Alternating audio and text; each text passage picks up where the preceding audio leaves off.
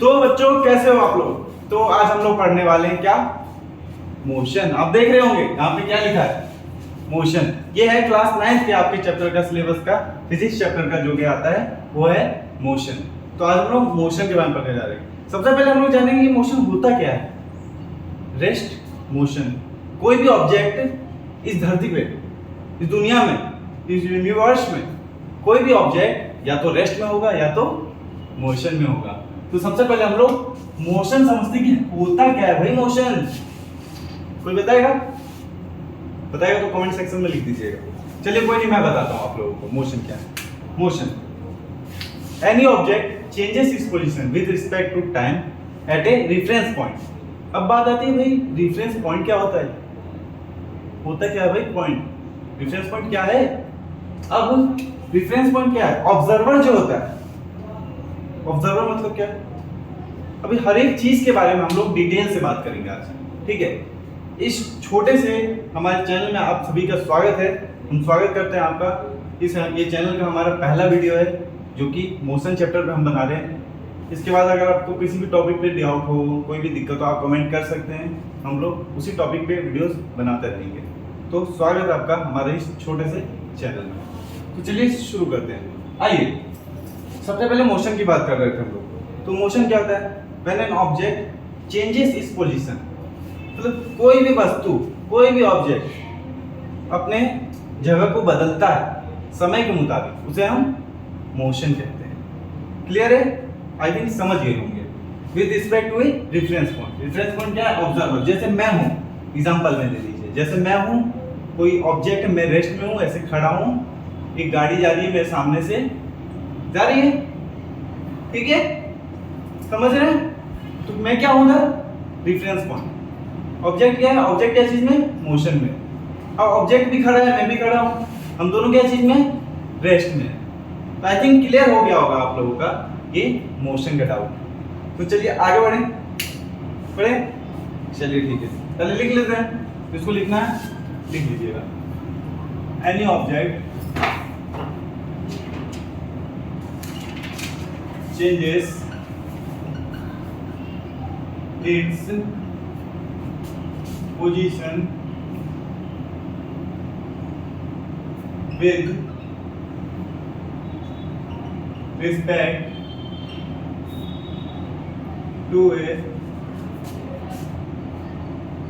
respect to time at a reference point। ठीक है, clear है? ये होता है आपका मोशन, ठीक है।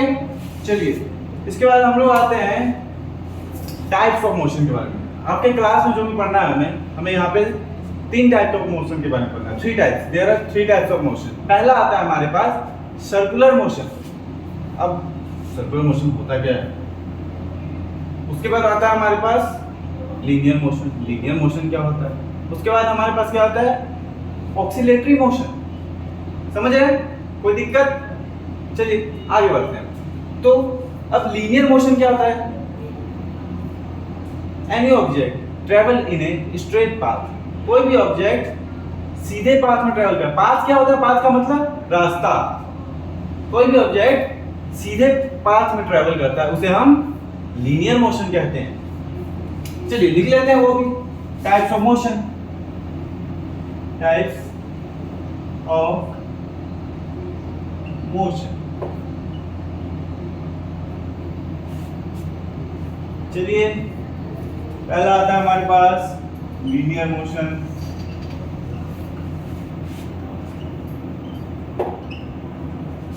दूसरा हमारे पास आता है circular motion.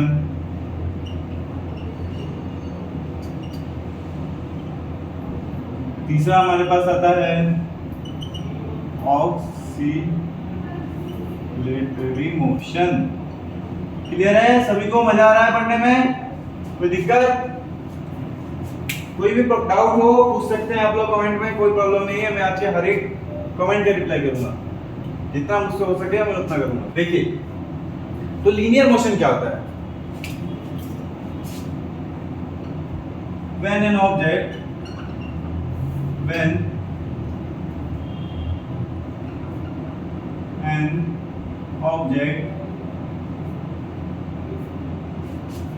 travels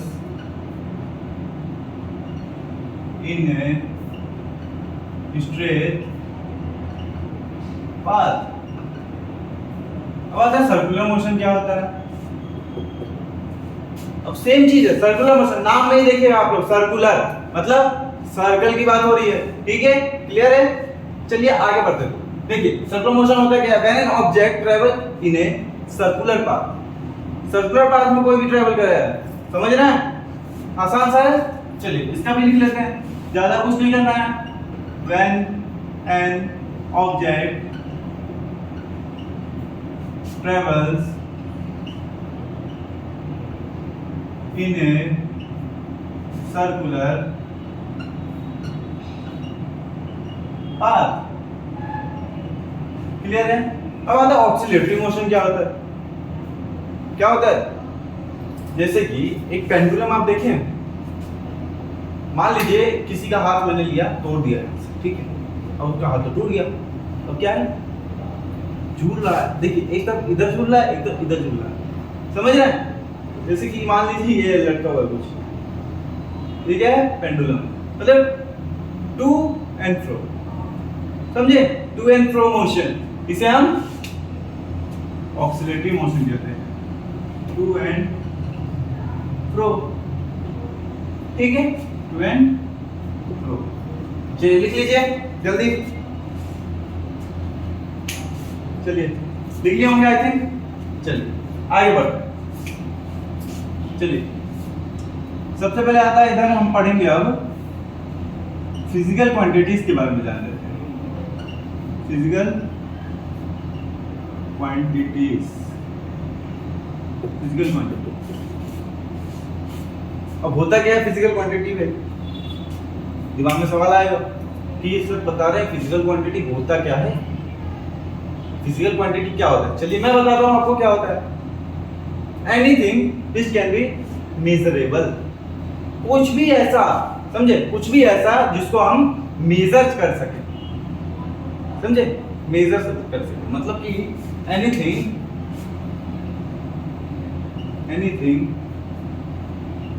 which can be measured.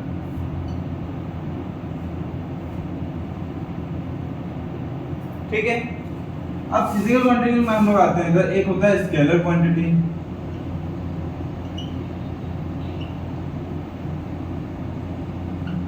और एक होता है vector quantity.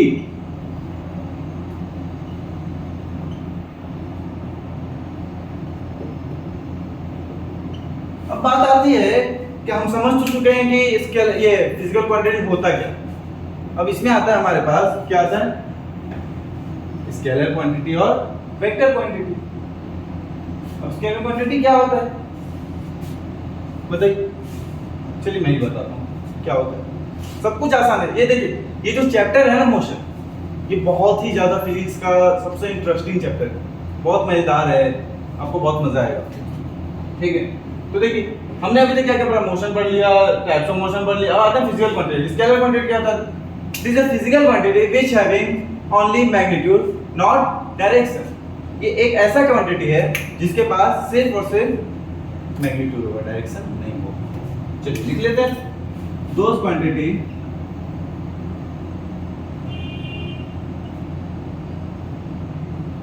which having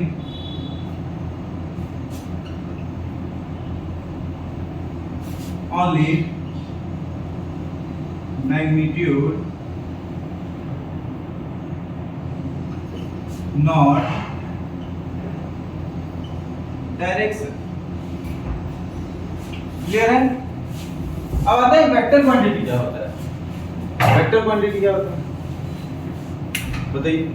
same चीज है, देखिए वेक्टर क्वांटिटी में मैग्नीट्यूड और डायरेक्शन दोनों ही होंगे, ठीक है, समझ गए। वेक्टर क्वांटिटी क्या होता है, those quantity which having both magnitude and direction. चलिए लिख लेते हैं, जल्दी जल्दी लिख लीजिए।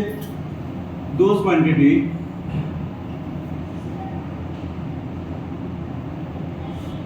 which having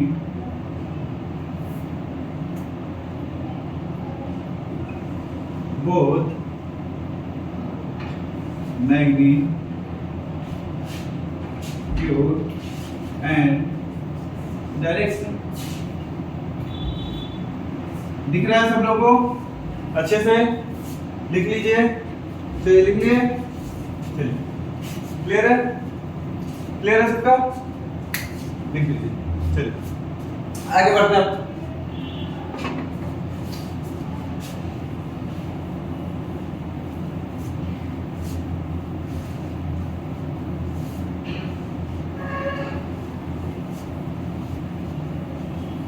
चलिए आगे बताइए क्या होगा। अब पढ़ते हैं हम लोग डिस्टेंस।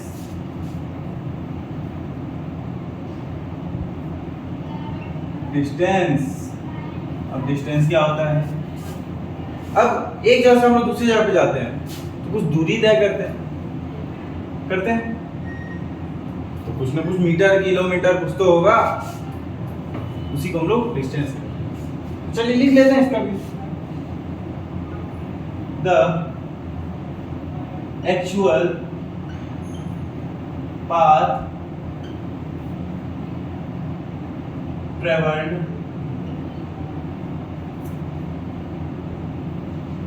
बाय एन ऑब्जेक्ट और बॉडी। ठीक है, अब डिस्टेंस क्या है? डिस्टेंस है स्केलर क्वांटिटी। इसका ये भी पॉइंट लिख लीजिए। It is a scalar quantity. दिख रहा है आप लोग को? चलिए अब इसका ऐसा यूनिट क्या होगा? अब देख जानते हैं हम लोग डिस्टेंस को या तो हम लोग किलोमीटर में नापेंगे या फिर मीटर में, यही होता है। तो इसका ऐसा यूनिट क्या होगा? इट्स ऐसा यूनिट इज क्या होगा? मीटर। ठीक है, क्लियर है? चलिए आगे बढ़ते हैं। अब आता है डिस्प्लेसमेंट।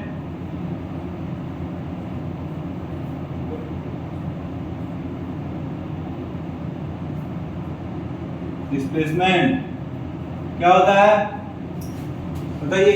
डिस्टेंस तो आप समझ गए कि भाई हाँ हमने कुछ दूरी तय किया, उसे हम लोग डिस्टेंस कहेंगे। अब डिस्प्लेसमेंट क्या होता है? अब इसी में जैसे कि आपने एक एग्जांपल यहाँ लिख लेते हैं। देखिए जैसे कि आपने चलिए और तेरा है पर मेरा है चलिए कोई दिक्कत नहीं है। देखिए तो आपने एक पॉइंट यहां से शुरू किया, मान लो चलना, ठीक है, यहां तक ये सी पॉइंट तक चले आप, ठीक है, समझ गए? अब इसमें पूछेगा डिस्प्लेसमेंट क्या है। डिस्प्लेसमेंट देखिए टोटल दूरी में सबसे छोटी दूरी मतलब शॉर्टेस्ट डिस्टेंस क्या होगा? ए टू सी। जैसे डायगोनल एग्जांपल आपको दे रहा हूं, जैसे कि आप किसी जगह पे जाते हो उसका एक शॉर्टकट होगा, हमेशा शॉर्टकट होता है, लेकिन जिंदगी में आगे बढ़ने का कोई शॉर्टकट नहीं, यहाँ पे आपको पढ़ना पड़ेगा। ठीक है, तो पढ़िए। देखिए तो आप शॉर्टकट बोल सकते हैं इसको एक तरीके से, जैसे shortest distance between initial and final position. लिख लीजिए, चलिए शॉर्टेस्ट डिस्टेंस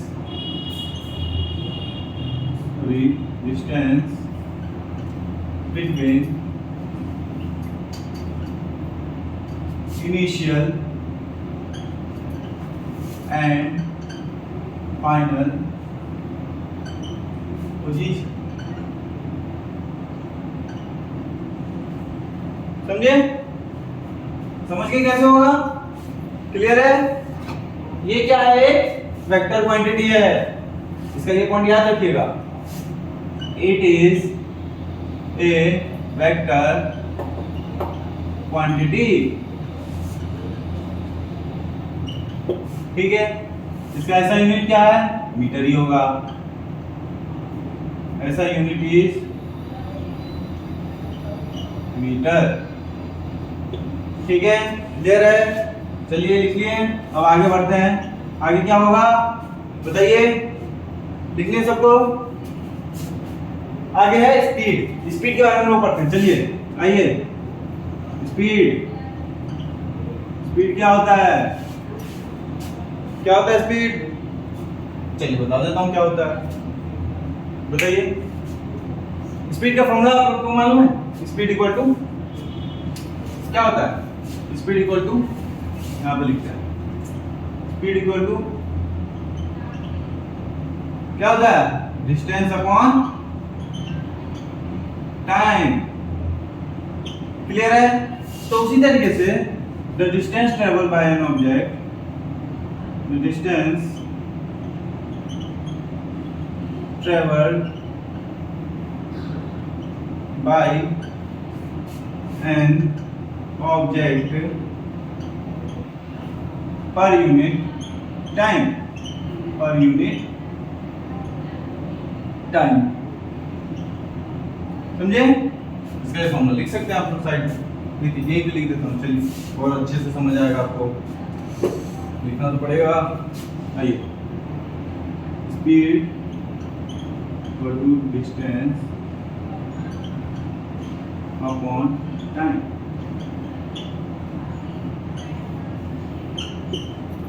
ठीक है, स्पीड क्या है? इट इज अ स्केलर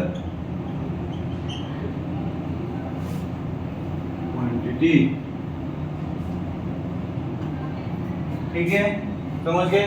इसका यूनिट क्या है, क्या होगा? डिस्टेंस को कैसे मीटर से नापते हैं, टाइम कैसे सेकंड से नापते हैं, तो मीटर पर सेकंड। क्लियर है? इसका ऐसा यूनिट क्या है, मीटर पर सेकंड। क्लियर है? चलिए आगे बढ़ते हैं।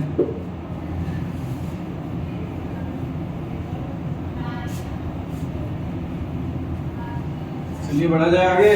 अब आता है क्या, वेलोसिटी। वेलोसिटी, वेलोसिटी क्या होता है? चलिए लिख लेते हैं, कोई दिक्कत नहीं।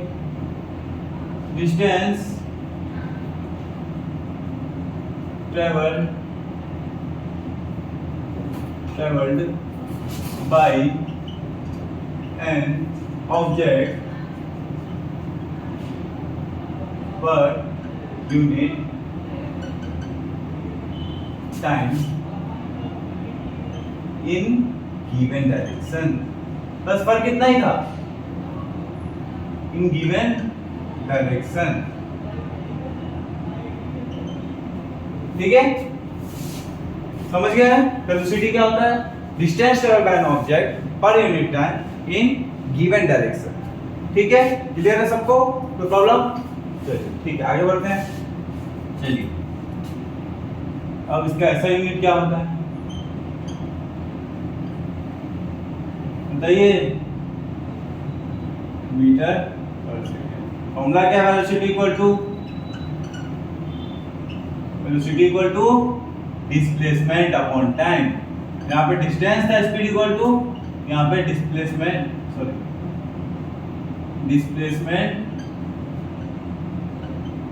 Upon time. अब डिस्प्लेसमेंट को भी क्या चीज है, मीटर से लेंगे, टाइम को भी क्या चीज है, सेकंड से लेंगे, तो उसका क्या होगा, मीटर पर सेकंड। इसका भी ठीक है, क्लियर है? ये क्या है? It is a vector quantity,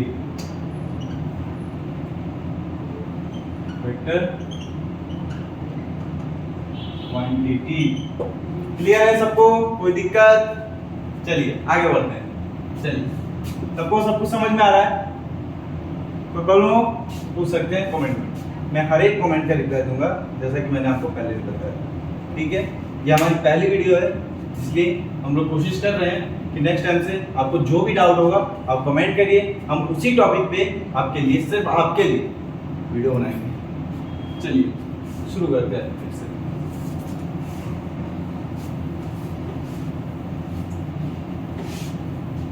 चलिए अब क्या आएगा फिर बताएगा।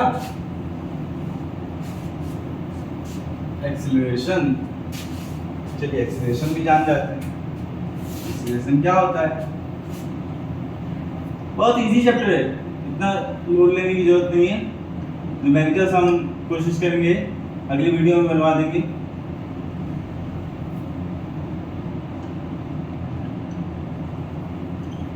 एक्सीलरेशन होता क्या है? देखिए, the rate of change of velocity per unit time is called acceleration. चलिए लिख लेते हैं। The rate of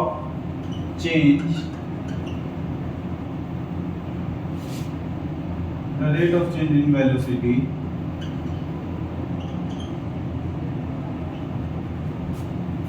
per unit time। इसका फॉर्मूला क्या होता है? Acceleration equal to v minus u upon d। v क्या है? Final velocity. फाइनल वेलोसिटी को हम लोग v से डिनोट करते हैं। u क्या है? Initial velocity. ये सब चीज न्यूमेरिकल में आपको आएंगे बहुत, इसलिए आप ध्यान रखिएगा। ठीक है, ये क्या v माइनस u क्या हुआ? Final velocity minus initial velocity upon time. समझे? वही है the rate of change of velocity per unit time. चलिए इसका ऐसा यूनिट क्या होगा? चलिए निकाल ही लेते हैं भाई, याद क्यों करना, हम तो निकालेंगे। चलो v माइनस u, ये क्या चीज में आएगा बताइए? क्या चीज में आएगा? इसका आपको होता है metre per second square. v minus u upon d, metre per second square. इसका क्या होता है? ऐसा यूनिट। चलिए ऐसा यूनिट भी हो गया। ठीक है, चलिए आगे बढ़े। चलिए फॉर्मूला याद है आपको, अच्छी बात है। चलिए अब आते हैं हम लोग इक्वेशंस ऑफ मोशन। बढ़े आगे। सबसे इंपॉर्टेंट इक्वेशंस ऑफ मोशन। चलिए आ जाते हैं इक्वेशन ऑफ मोशन पे। हमारे पास तीन तरह की इक्वेशन ऑफ मोशन है। तीन है। पहला क्या है equation of motion? v equal to u plus at। दूसरा क्या है? s equal to ut plus half at square. तीसरा क्या है? v square minus u square equal to 2as। समझे तो प्रॉब्लम? ये तीन है इक्वेशन ऑफ मोशन। ये बहुत ही ज्यादा इंपॉर्टेंट है, आपको न्यूमेरिकल्स आते हैं इस चीजों पे, तो इन तीन इक्वेशंस को आप याद करके रखिएगा। ठीक है, इसके डिराइवेशंस भी हैं, वो भी हम करेंगे। आज जितना हो सकता है हम आज आपको करा देते हैं, बाकी अगले लेक्चर में हम लोग करेंगे, कोई दिक्कत नहीं है। ठीक है, तो ये तीन है इक्वेशन ऑफ मोशन। अब पहला आता है इक्वेशन ऑफ मोशन, इसको डिराइव करते हैं। चलिए पहला v equal to u plus at, बहुत इजी है। ठीक है, चलिए इसमें एक्सीलरेशन का फॉर्मूला हम लगाते हैं। चलिए a इक्वल टू क्या होता है? v minus u upon t। अब t को हमने इक्वल टू के इधर भेज दिए, चलो भेज देते हैं। अब t इसका दोस्त हो गया एक्सीलरेशन का। चलिए at equal to v minus u, इसको हम लोग ऐसे लिख सकते हैं। अब v equal to u minus में था इधर, इक्वल टू को उधर क्या प्लस में हो जाएगा, तो v equal to u plus at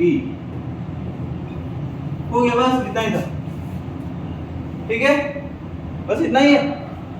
हाँ भाई इतना ही है, लेकिन अब सेकेंड इक्वेशन मोशन को याद करते हैं। आई थिंक लिख लिए होंगे आप लोग। चलिए सेकेंड इक्वेशन मोशन क्या है देखते हैं।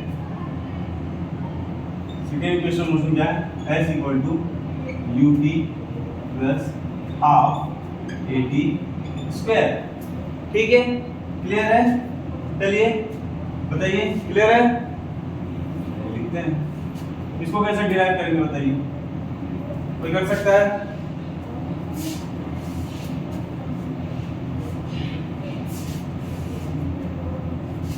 चलिए मैं ही कर देता हूँ। सबसे पहले हम लोग याद रखेंगे, इसको डिवाइड करने से पहले हम लोग ऐसे करेंगे, average velocity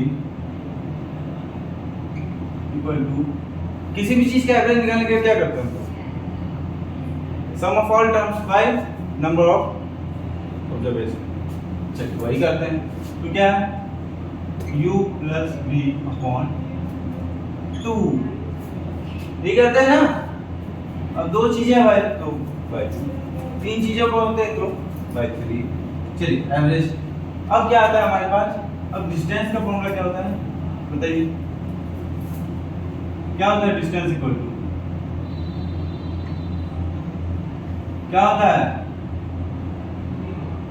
speed into time होगा, तो इधर एवरेज वेलोसिटी इनटू टाइम। अब एवरेज वेलोसिटी का क्या है, देखिए u plus v s equal to, s से इसको डिवाइड करेंगे डिस्टेंस को, s equal to u plus v upon 2। अब इधर क्या है इनटू t, ठीक है t लिख दी।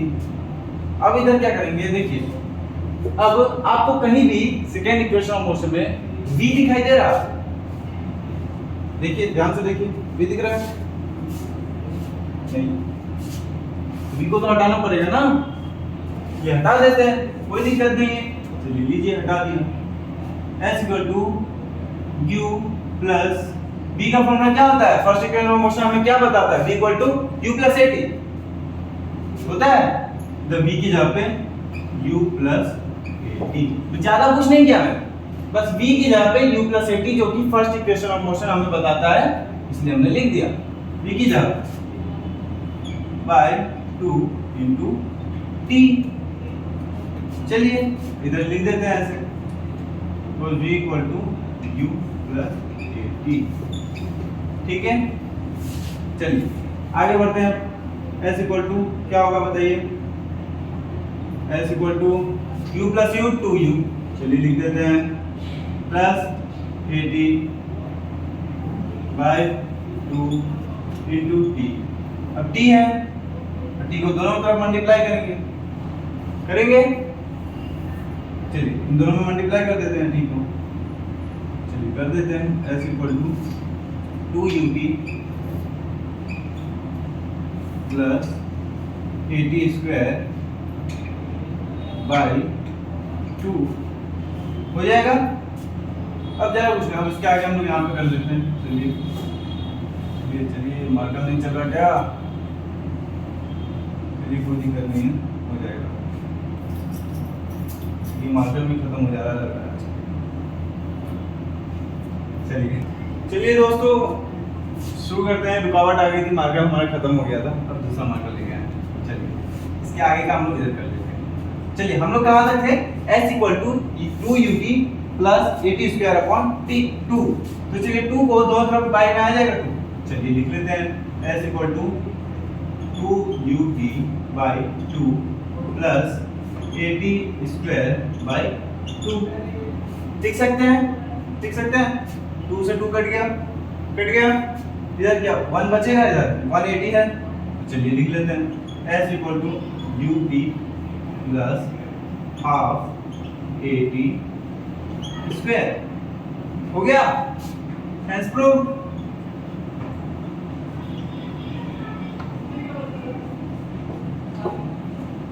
तो चलिए दोस्तों आज की क्लास यहीं पे खत्म करते हैं और मिलते हैं नेक्स्ट वीडियो में। आप लोग कमेंट कर दीजिएगा, और अगर आपको ये वीडियो ये नॉलेजफुल लगी, आपको अच्छा लगा अगर, तो आप इसको अपने दोस्तों के पास भी शेयर करिएगा, ताकि उनको भी हेल्प हो अपने क्लास में। अभी आप लोग जो भी टॉपिक पे आपको डाउट हो, आप मुझे कमेंट करके बता सकते हैं, मैं आप लोगों को उन्हीं टॉपिक्स पे वीडियोस बना के दे दूंगा। ठीक है दोस्तों, तो चलते हैं, चलिए गुड बाय।